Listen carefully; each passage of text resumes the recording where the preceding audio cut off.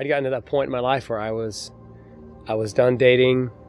You know, I was tired of saying goodbyes. I was tired of heartbreaks. I was tired of breaking up. It just seemed to me like if this person wasn't the right person, and if I didn't know it from the start, like I wanted the clouds to break. I wanted to hear angels singing, and I wanted to know that I knew that this person was the one. As a single mom, I had no interest in dating. I was very aware that every decision, every choice I made affected the lives of other people, and it was just easier for me to focus on being happy and being whole and bringing that into my home. So we actually met on a fan club cruise. It's with our business, it's one of these things where we'll rent a big boat out, we'll have all the fans come out and hang out, we'll play some songs. It's a real personal kind of meet and greet. And she had randomly got hired to work that cruise. She wasn't even supposed to be on it. The very first time I saw Heather, I felt this crazy magnetism towards her. She's totally stood out from everybody else. I was like I was sucked in. When I first saw Dominic, I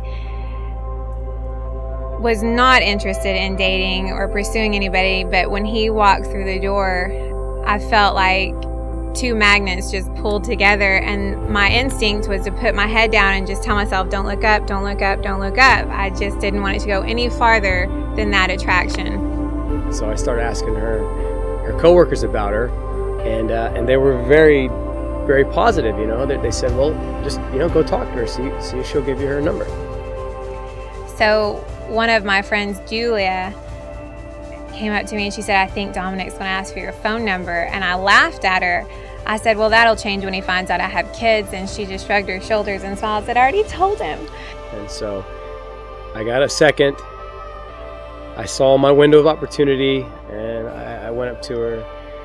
I was just trying to be real smooth, just real cool, like I was nervous, and I'm usually not nervous talking to anybody. I mean, I've been on stage since I was a kid, but with Heather, this was different, and I didn't want to mess it up, and I didn't know why, but I knew this was important. So I said, hey, I don't know what's going on in your life, but I would love to maybe take you out to lunch sometime. And I said, no. Yeah. No, thank you. She said, no, thank you. I'm like, well, okay, rough start, but we'll keep going. And I said, look, I really just don't date. I'm kind of taking a break from life and from dating, and I appreciate that you're asking me, but I'm just not there. I looked right at her and I said, well, I'm taking a break from life and dating as well. So let's just take a break together. Over a cup of coffee. Yeah. But secretly, I wanted to give you my phone number. She did. So she wrote it down, and after the first conversation, it was maybe 15 minutes of talking on the phone, I was just like, oh, Dom, you are done, son. You're done. And that was the beginning. Yeah.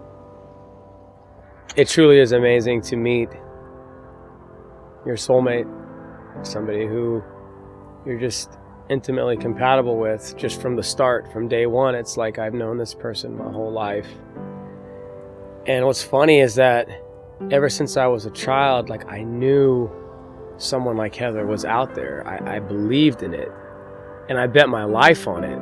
And I just think that it's a combination of faith and walking your own path so that you're at the right place in your life. You have to go through your own issues. You have to resolve a lot of things inside of you, I think, before you're ready to meet that right person. You got to make yourself right. And of course, it's an ongoing journey, but now we've gotten to a place where we can walk that journey together, me and Heather.